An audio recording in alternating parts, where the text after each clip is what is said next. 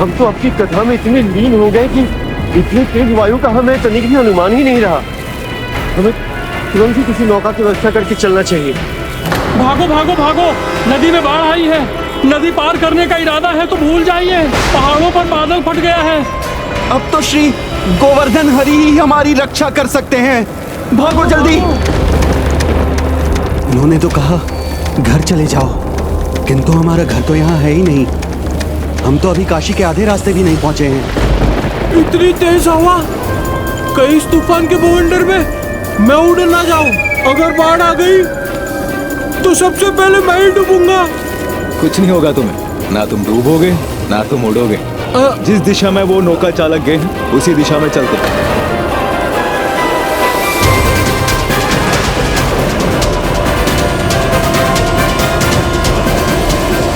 आज हमारी खैर नहीं, आगे कुआं पीछे खाए ऐसी स्थिति है। मैं आपको आशीर्वाद देता हूँ, आपके द्वारा रची गई मेरी इस चालीसा का आज के बाद जो भी भक्त सच्चे मन से पाठ करेगा, मैं उसके संकट अवश्य दूर करूंगा। जो 7 बार पाठ कर कोई, छूट ही बंदी महासुख होई। कोई कितने भी घोर संकट में क्यों ना हो, यदि हनुमान चालीसा का 100 बार पाठ करेगा तो सभी कष्टों से मुक्त हो जाएगा और परम आनंद में डूब जाएगा। मेरी रचना से प्रसन्न होकर स्वयं प्रभु हनुमान ने मुझे ये आशीर्वाद दिया है। तब तो आपने सिर्फ हनुमान चालीसा का पाठ किया था, वो भी बादशाह के दरबार में। आपने उसे लिखा कहाँ था? अब हम सब उसका पाठ कैसे करेंगे? भक्ति में जो शब्द जिह्वा पर आते हैं वो कभी मिटते नहीं हैं, अपने आप ही मन के पन्नों पर अंकित हो जाते हैं। मुझे केवल कुछ ताड़पत्रों की आवश्यकता है जिन पर लिखकर मैं उन शब्दों को आप सबके साथ बांट सकूं। मुझे आभास हो गया था कि आपको स्याही, लेखनी और तालपत्र की आवश्यकता पड़ेगी, इसलिए अपने साथ लेकर आया हूं मैं।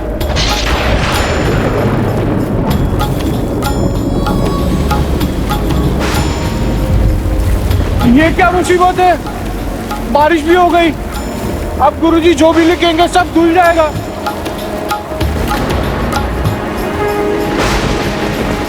कुछ नहीं होगा, वो देखो प्रभु हनुमान स्वयं शिला बनकर आए हैं हम सबकी रक्षा करने के लिए। आइए।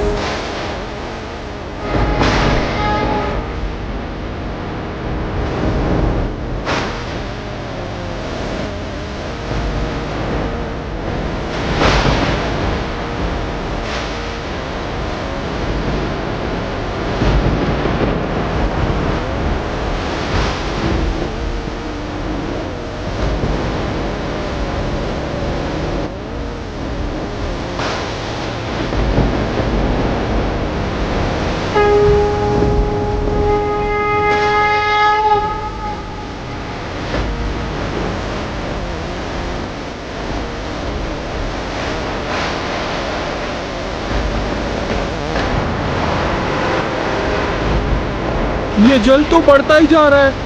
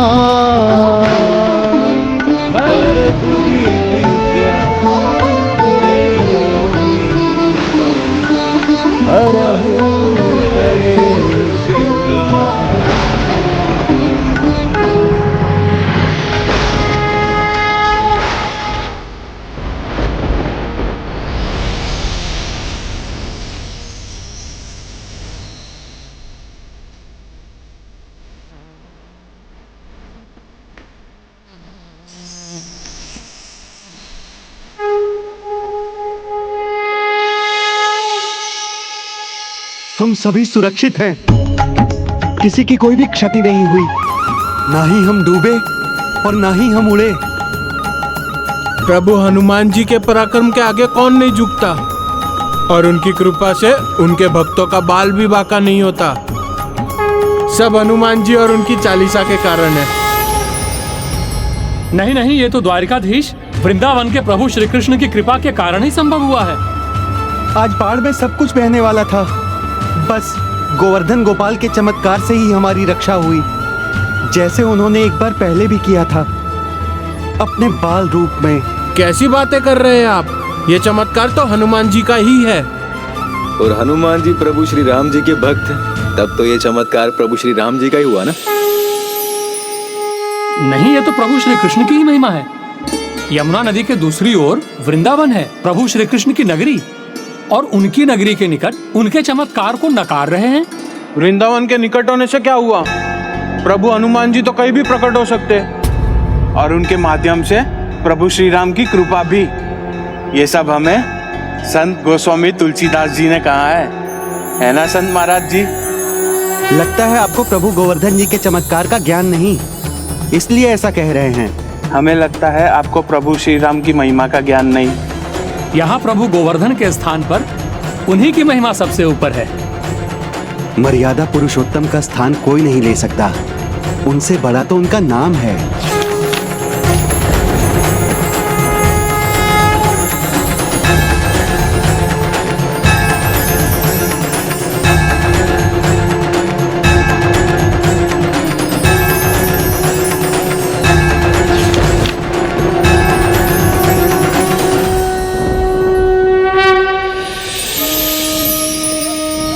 हे प्रभु श्री राम,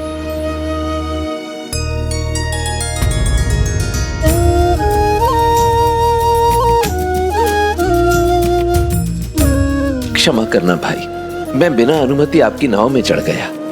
ये भी प्रभु श्री कृष्ण की ही महिमा है, उन्हीं का चमत्कार, उन्हीं की इच्छा है। लगता है आपको उन्होंने ही बुलावा भेजा है वृंदावन में उनके मंदिर पहुंचकर उनके दर्शन पाने के लिए। ये भी तो संभव है कि प्रभु श्री कृष्ण और प्रभु श्री राम दोनों ही ये चाहते हैं कि मैं उनके दर्शन करने के लिए वृंदावन के मंदिर पहुंचूं। इस शुभ कार्य के लिए हम आपको नदी के उस पार ले जाने के लिए प्रस्तुत हैं। आपकी टोली में सम्मिलित अन्य सभी के लिए मैं नौकाओं की व्यवस्था कर देता हूँ। धन्यवाद। ये कैसा व्यर्थ विवाद था? क्या उन्हें ज्ञात नहीं था कि प्रभु श्री राम और प्रभु श्री कृष्ण भिन्न नहीं है?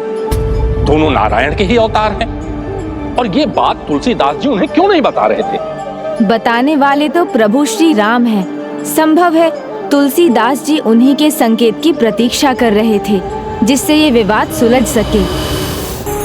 हे संत महात्मा जी, यदि आपकी अनुमति हो तो मैं आप सभी को प्रभु के मंदिर ले चलूं?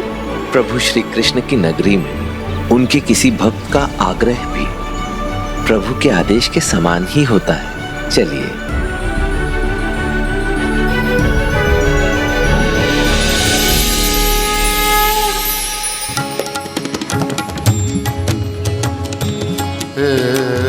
मुरली मनोहर गोपाला,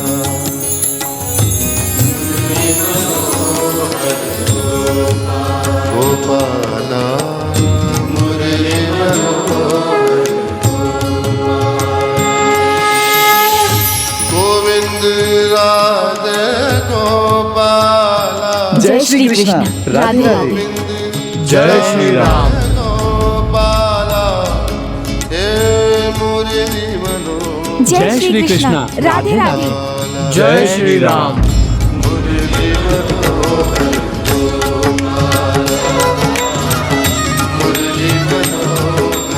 वृंदावन बिहारी लाल को फूल बहुत अच्छे लगते हैं। उनके द्वार पर खाली हाथ मत जाइए, कुछ फूल लेकर जाइए।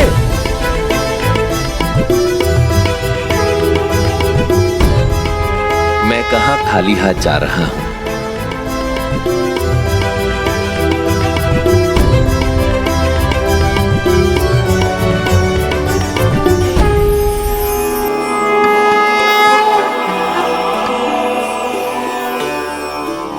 ये महात्मा जी महान संत गोस्वामी तुलसीदास लग रहे हैं। क्या स्वयं गोस्वामी तुलसीदास जी यहाँ आ रहे हैं? तब तो हम सभी को मिलकर उनका स्वागत करना चाहिए। गोपी बल्लभ दीन दयाला,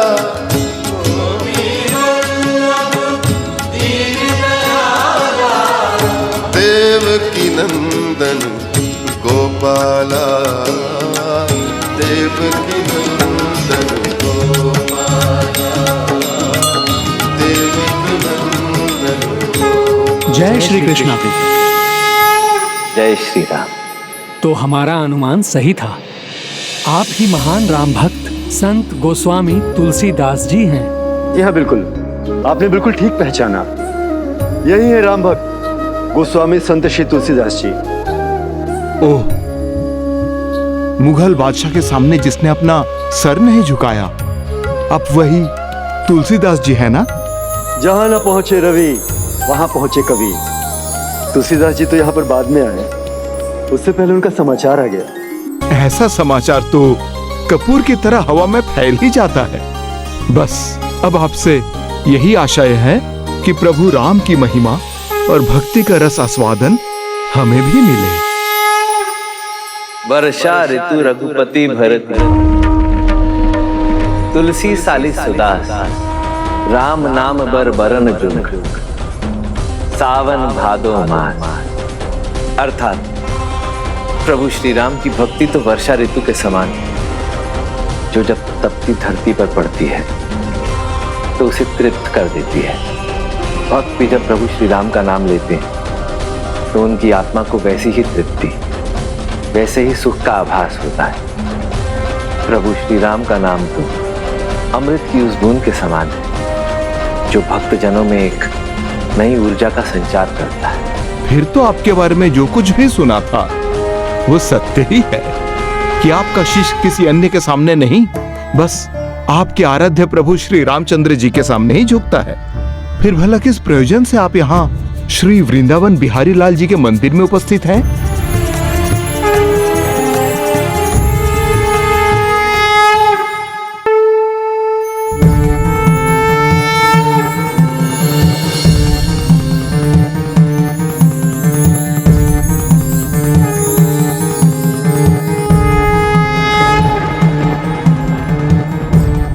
हे प्रभु श्री कृष्ण, हे गिरिधर गोपाल, आपके इस मनमोहक रूप का वर्णन शब्दों में मैं कैसे करूं, क्योंकि इस आकर्षक रूप का वर्णन करना तो मेरे लिए असंभव के समान है। और वैसे भी मैं तो उनका भक्त हूं जो धनुर्धारी, इसलिए जब तक आप अपने हाथों में धनुष बाण नहीं थामे, तब तक ये भक्त तुलसीदास अपना शीश नहीं झुकाएगा, अपना शीश नहीं झुकाएगा।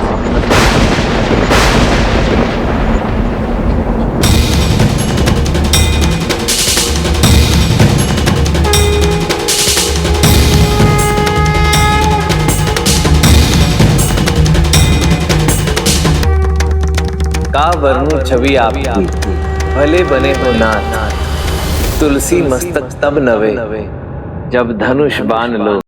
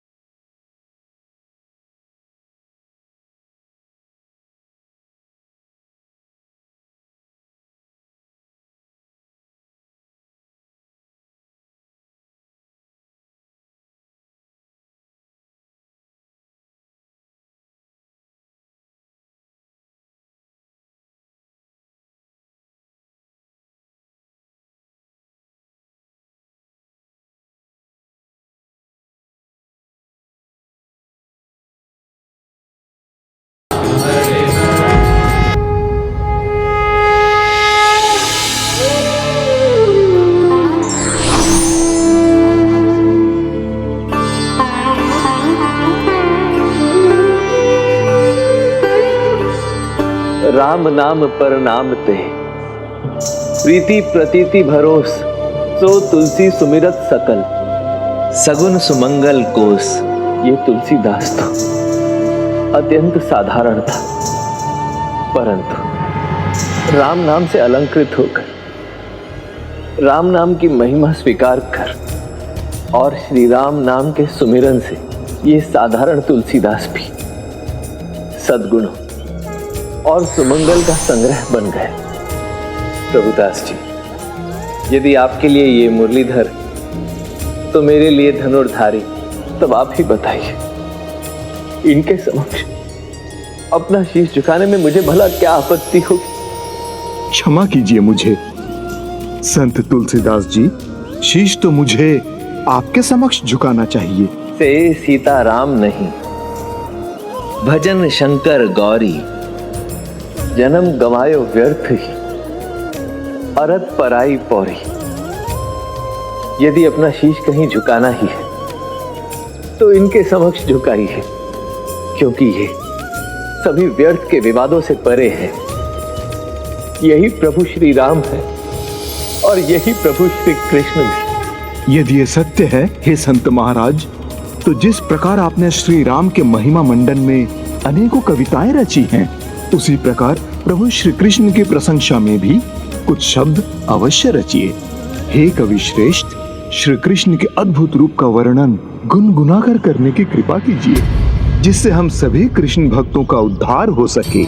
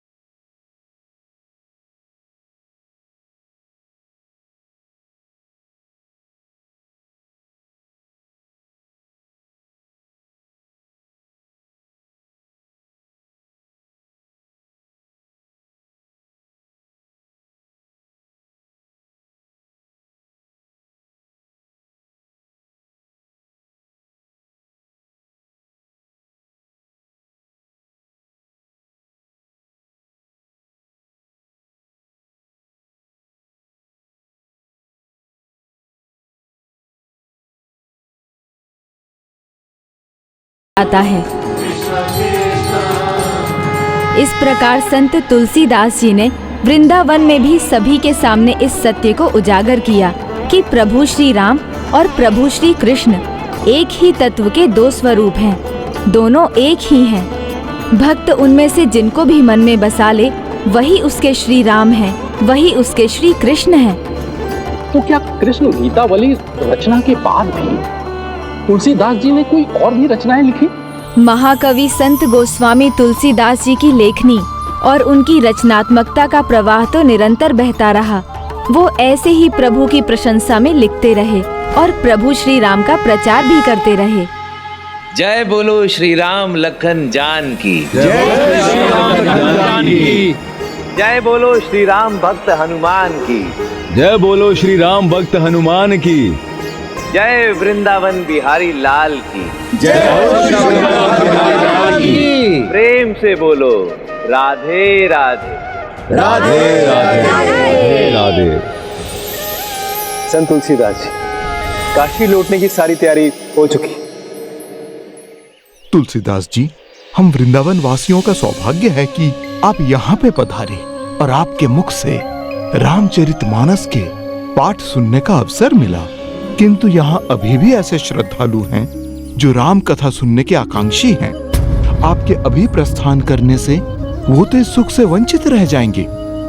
किंतु मैं समझ सकता हूँ, पुस्तक भी एक ही है और आप भी एक ही हैं, इसीलिए आप सभी स्थानों पर तो नहीं रह सकते, ये असंभव है। परंतु जिस प्रकार प्रभु श्री राम हर जगह उपस्थित हो सकते हैं, उसी प्रकार प्रभु की ये गाथा सुनाने वाली पुस्तक भी तो हर जगह उपस्थित हो सकती है। आप सब ऐसे अचंभित क्यों हैं? मैं मानता हूं कि इस समय श्री रामचरितमानस का वक्ता एक है, पुस्तक भी एक ही है, परंतु श्री रामचरितमानस के ज्ञाता तो अनेक हैं। आपके श्रीमुख से राम कथा बार बार सुन के रामचरितमानस हमें कंठस्थ हो गई है। ये तो बड़ी अच्छी बात। ज्ञानदत्त, स्मरण है आपको, मैंने आपसे कहा था कि कलयुग के इस समाज में सत्य और धर्म की स्थापना के लिए आप जैसे ज्ञानियों की आवश्यकता होगी। श्री रामचरितमानस के प्रचार एवं प्रसार से आप समाज में वो सहयोग दे सकते हैं जो आप जैसे ज्ञानी को देना चाहिए। मेरे विचार से हम सबको एक साथ एक ही स्थान पर वापस नहीं लौटना चाहिए, अपितु जम्बू द्वीप में भिन्न भिन्न स्थानों पर फैल जाना चाहिए और प्रभु श्री राम की इस गाथा का प्रचार प्रसार करना चाहिए। जय श्री राम। फिर उनके सभी सहयोगी राम कथा के प्रचार के लिए भिन्न दिशाओं में चले गए। तुलसीदास जी ने काशी के लिए प्रस्थान किया और वहां 80 घाट पर निवास करने लगे।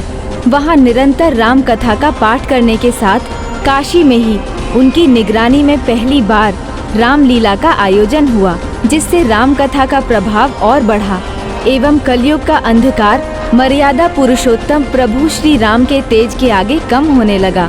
फिर उन्हीं की कृपा से संत तुलसीदास जी ने अनेकों पथ भ्रष्ट लोगों को सुधारा, उन्हें धर्म पथ पर लेकर आए, जिनमें से कुछ तो ऐसे भी थे जो बचपन से ही कलयुग के विकारों से ग्रस्त थे। जय श्री राम, जय श्री राम। रुको, तुम हमारे इलाके में क्या कर रहे हो?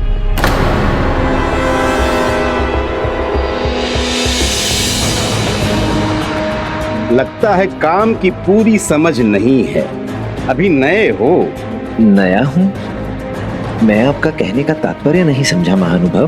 बनो मत, चौर्य कर्म में, लूटपाट में। वही करते हो ना? भला आदमी कोई इतनी रात को नहीं निकलता, सिर्फ या तो हम जैसे लुटेरे निकलते हैं या तो भूत प्रेत। नहीं नहीं, आप लोगों को समझने में भूल हुई है। मैं तो प्रभु श्री राम का एक साधारण सा भक्त हूँ। यही रामलीला का आयोजन किया था, वहीं से लौटने में देर हो गई। सही गलत हमें मत समझाओ, हम बचपन से यही कार्य करते आ रहे हैं। पंछी के पर देखकर पहचान जाते हैं। हमें रामलीला पता नहीं, ना ही राम का ज्ञान है। हमें तो बस अपने काम का ज्ञान है। हम में और तुम में यही एक अंतर है, हम जो करते हैं वैसा दिखते हैं, पर तुम नहीं। तुम सन्यासी का चोला पहनकर लोगों को लूटते हो। पर काम के कच्चे हो, इसलिए हमारे इलाके में आ गए। अब तुम्हारे पास सिर्फ दो ही रास्ते हैं, या तो हम तुम्हें इस नगर के सबसे गहरे कुएं में फेंक दें, या तुम भी हमारे काम में हमारी सहायता करो। ये जो कोठी दिख रही है ना, वहां का सेठ बहुत बड़ा है, आज हम उसे ही लूटने वाले हैं। किंतु अब तुम पीछे नहीं हट सकते। ये तुम क्या कर रहे हो? हथियार दिखाकर उसे फिर टोली में शामिल करोगे? मेरे भाई की यही समस्या है, बचपन से उसे हिंसा पसंद है। पता नहीं कितनों हत्या कर दी है।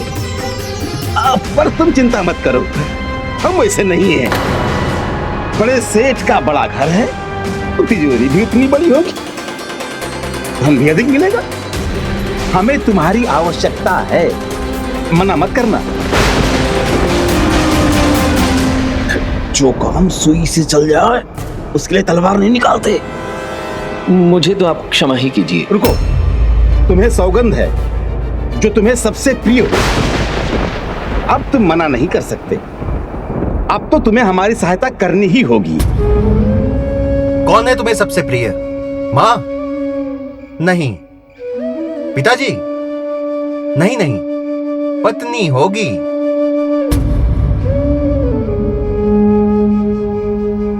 इस वैरागी संत को अपने प्रभु श्री राम से प्रिय कोई नहीं। अरे कोई भी प्रिय हो, हमें क्या?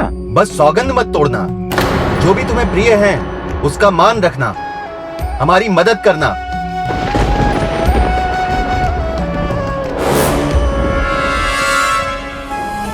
हे प्रभु, ये कैसी दुविधा में डाल दिया है इन्होंने। आपकी सौगंध से बांध दिया, अब ना चाहते हुए भी आपके मान के लिए इनकी सहायता करने को विवश हूं। तुम्हें बस इतना करना है कि यहाँ रहकर हमारी आंखें बनना है, और कोई भी आए तो हमें आगाह करना है। उचित है। कोई भी दिखाई दे तो हमें एक अलग सी आवाज निकालकर बता देना। यदि कोई भी दिखाई दे? हाँ हाँ, कोई भी। हाँ हाँ, तो फिर आइए।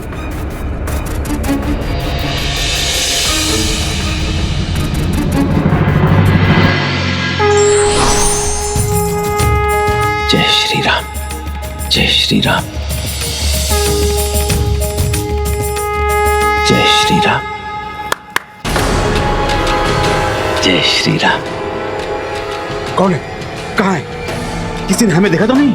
हाँ, वो वहां।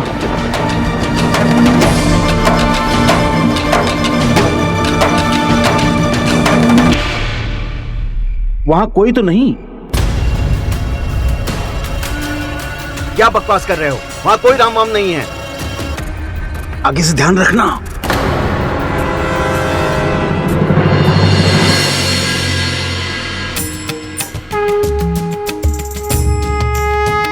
जय श्री राम।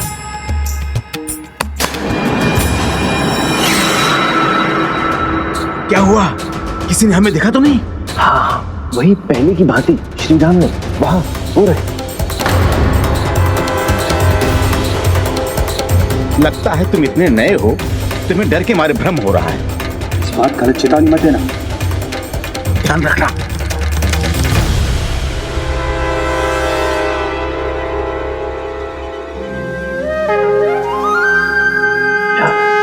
जय श्री राम, जय श्री राम, जय श्री राम।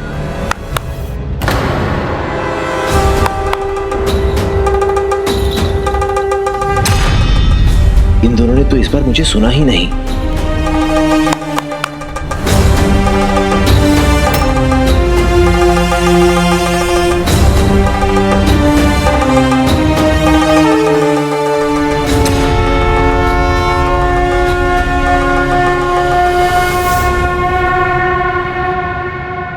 हमें सावधान करने के लिए कहा था, पूरे इलाके को नहीं। कौन था? इस बार कौन था? वही श्री राम, वो तो सर्वत्र है। राम राम राम। कौन है तुम्हारे राम? कभी पूर्व में, कभी पश्चिम में दिखते हैं और कभी उत्तर में भी दिखते हैं। नहीं नहीं, तुम तो कहोगे दक्षिण में भी है। मेरा राम तो ऊपर नीचे, यहाँ वहाँ, दाएं बाएं, हर दिशा में, हर जगह पर है। अरे वाह, आप तो बड़ी शीघ्रता से समझ गए।